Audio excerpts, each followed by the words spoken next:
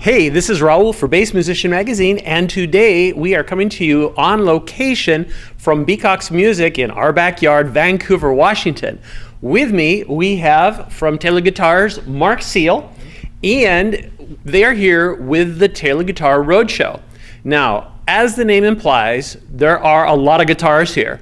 But because there's a bass, we are here to cover it for you. That's why we did it. The GS mini bass, right? That's okay. correct. So, Marc, tell us a little bit about this roadshow. This is a really cool thing. Tell us about, what is it? Well, effectively, what we do for our road shows is we take about 30 to 40 guitars on the road from the factory. Kind of represents the Taylor line really well. And our idea is to play the guitars for the audience and let them hear how the body shapes affect the sound of the guitar, how the tone woods affect the sound of the guitar. And ultimately, the idea is that they know what to buy when they're buying their next instrument, to get the right instrument for them. So if they're a light fingerstyle player, they might learn that they want a smaller body shape. Or if they have a softer touch and they want something with a little warm or a little more compression, they might go with the mahogany wood or those types of things. A lot of people look at guitars and they buy them with their eyes. So when they come here, they kind of have their eyes opened as to what the possibilities are and what might be the right instrument for them. So we kind of look at it like wine tasting for high-end guitars. Gotcha. Very nice. And with it, are you introducing also new models or things that perhaps they hadn't seen before? That's exactly right. Yeah, that's why we brought the GS Mini Bass with us, and we bring pretty much whatever's new for NAMM in 2000 or whatever year it is. We bring that out on the road, and it's really an opportunity for a lot of people to come to the shows to have their first experience getting to play these instruments firsthand. Very cool. And since we mentioned the bass, let's talk a little bit about it. Tell me about the specs. We saw a little bit of it at NAMM, but this is a quieter environment. I know a lot of people that saw the footage were going, well, I couldn't hear it very well, and right. And this is great. We've got a quieter set to do it. But tell me, what about this instrument? Well, the bass, it's something that people have been asking for road shows as long as we've been doing road shows. They've been asking for another bass.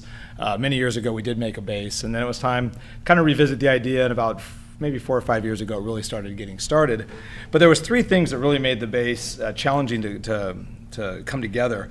And the first and most important was the strings. And when you have a shorter scale length, this is a 23.5-inch scale length. Mm-hmm. When you have a shorter scale length like this, to get the notes to resonate true, that was really a problem. So when Andy Powers, our master luthier, was designing it, that was a real struggle. So we partnered with Diodario Strings, and we ultimately came up with a nylon core bronze wrap. So it's really comfortable to play, real light tension, but a great sound to it. Mm-hmm. And to hear Andy tell it, once we had the string, then it was kind of off to the races. Gotcha. The next thing we had to solve for was the bridge, and these special pins that we made back here. Andy was really smart with how he came about, because these here, you have to have a less break angle on the bass strings. It's a bigger string, so we had to come at more of an angle.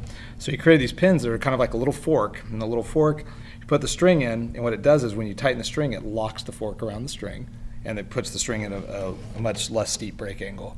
So again, just for resonance, everything else, it works great. But also these pins, when you loosen the strings, they come right out. When you tighten the strings, it locks the pins in place. Nice. It's quite genius. Yeah, we got a patent on that, which is really cool. Final piece of the puzzle was having the bigger machine heads without the big knobs, right? Mm-hmm. So we worked with one of our suppliers on that as well, and came up with the smaller knobs with the bigger heads there. And altogether, it came out really well. This particular model has the expression system, the ESB, we call it. It's got a tuner on it, a little tone knob, volume control. And it's really, to hear Andy also tell it's a great instrument for guitar players that want to play bass, making their demos. There's people that so often are not allowed to the campfires, bass players, right? Sure. What are they going to play? And so we wanted something, in fact, I'll turn the volume off. We wanted something that they could play acoustically, but also something they could plug in and use in the studio or even use on gigs.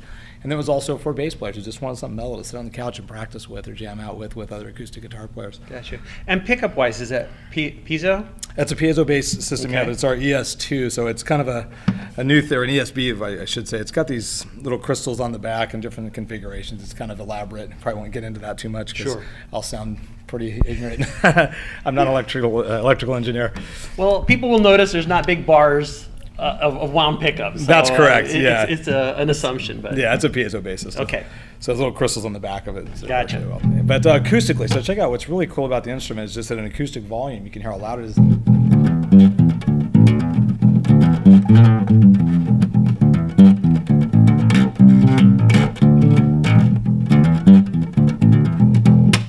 So it's got a nice tone to it, and it's got a fair amount of volume, which is great. But then when you plug it in here, you'll notice it's louder here.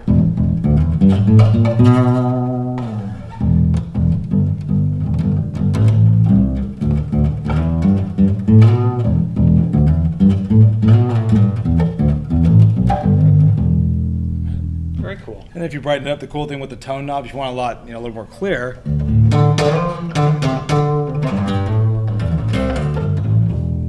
you can also warm it up a little bit as well.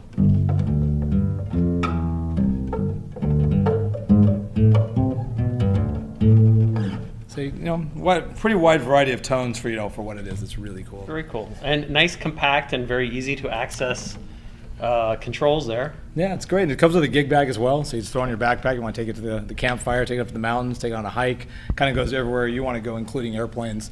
For the last several years, all of us guys at Taylor's have the GS Mini guitar, kind of the sister to this, so to speak. And we've flown all over the world. In fact, our good buddy Eric Sakimoto, who's here with us today, he's flown pretty much everywhere with it, as have I. Thrown it in the overhead bins, and no problems on it. Fits. It's about as big as you're going to get in the overhead bins, but I've never had a problem with it. Very cool. So great travel base.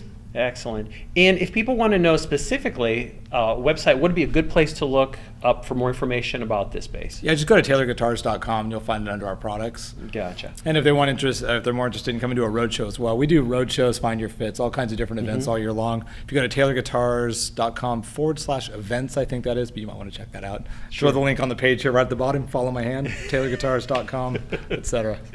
Very cool. Well, folks, again, this is really exciting. Of course, I'm here because of the bass, but I'm surrounded by just a room full of beautiful instruments. This is something you definitely want to check out, and it sounds like you guys cover a lot of ground, and you're going all over the country. So, look ahead and, mark your calendar and come out and say, hey. And when you see Marc, make sure you tell him that you saw it here on Bass Musician Magazine, coming to you live from Vancouver, Washington.